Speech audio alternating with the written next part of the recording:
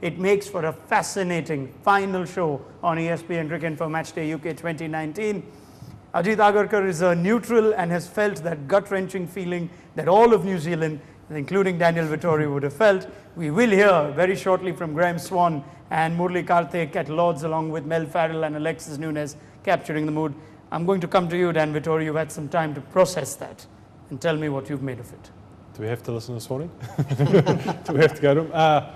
What a game. I think that if you take the neutral perspective, you look back on a game of cricket like that, at half-time, 241, was that enough? We thought it was always going to be challenging, and the way that New Zealand started was exceptional, and then the partnership between Butler and Stokes. But I think it's going to be remembered for so many little moments, and you yes. touched on some of them there, and unfortunately all those little moments probably went against New Zealand. And I think Kane Williamson summed it up pretty well in the post-match conference in his phlegmatic way of, you know, these moments happen. You just sort of wish they didn't happen in a World Cup final. So much incident, and the problem is that I still can't get the conversation to drive off.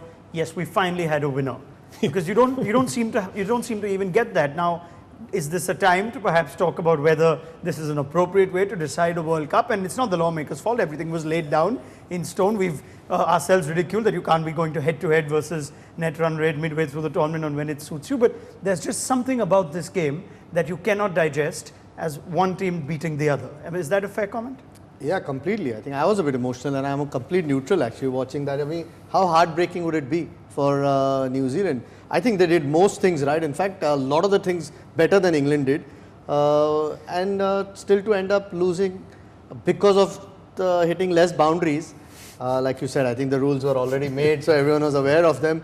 Who would have thought? Let's be clear. Someone would have said, how do we decide it if the Super Over started? Someone said, most boundaries. Like, fine, this is never going to happen. Let's put it down. Look, England held the nerve, I guess, at the last ball of that. A 24-year-old playing first time for England comes and bowls that over in spite of getting whacked for a 6 of the third ball of that over. So you've got to give them credit to do that, but you've got to feel for New Zealand. Okay, I'm going to find it hard, but I will touch upon incident by incident. But since we're into that sort of conversation right now, is it that bad to share the trophy?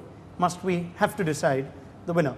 I think when it's like that, after the two nominal ways of winning a game is, you know, most runs after 50 overs and then most runs after a super over, and if both of those are tied, it feels unfortunate to go to that. But it is set in the rules. I'm not sure how you strategise for.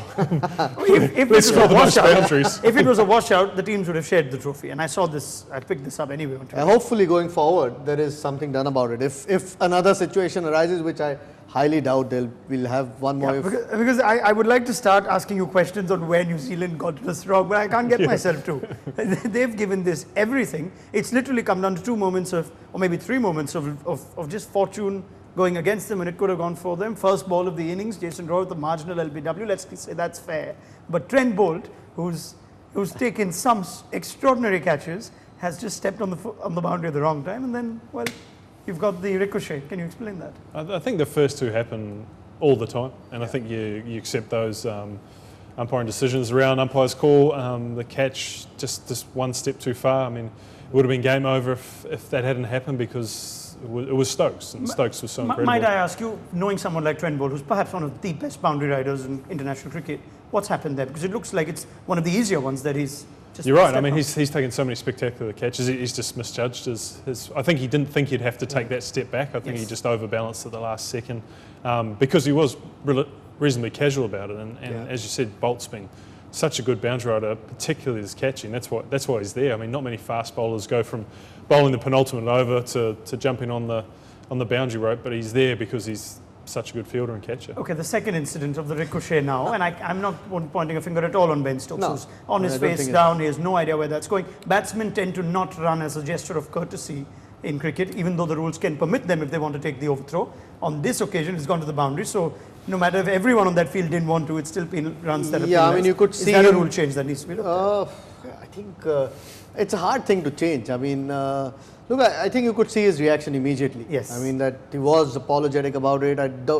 We don't quite know, but it's highly unlikely that he would have run if it had not gone to the boundary.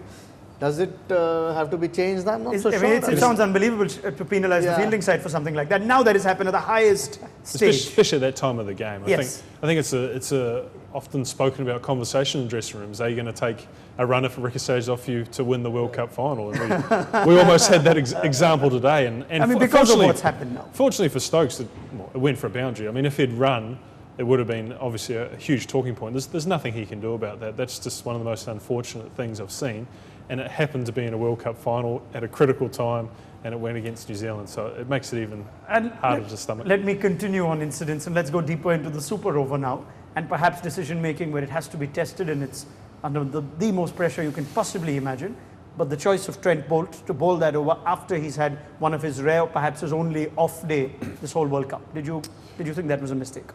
I think they went to the most experienced bowler. There was probably a discussion around Ferguson and Bolt, but I never saw Ferguson take his hat off at any stage. It looked like Bolt was the decision right from the start, and that's because he's New Zealand's best bowler and he has been for a long, long time. So also I think was bowling the 50th over, so he was just ready kept to bowl going. as well. It was from that end, all those little things. They probably thought Stokes would come out to the big boundary. Okay, so that's an understandable decision.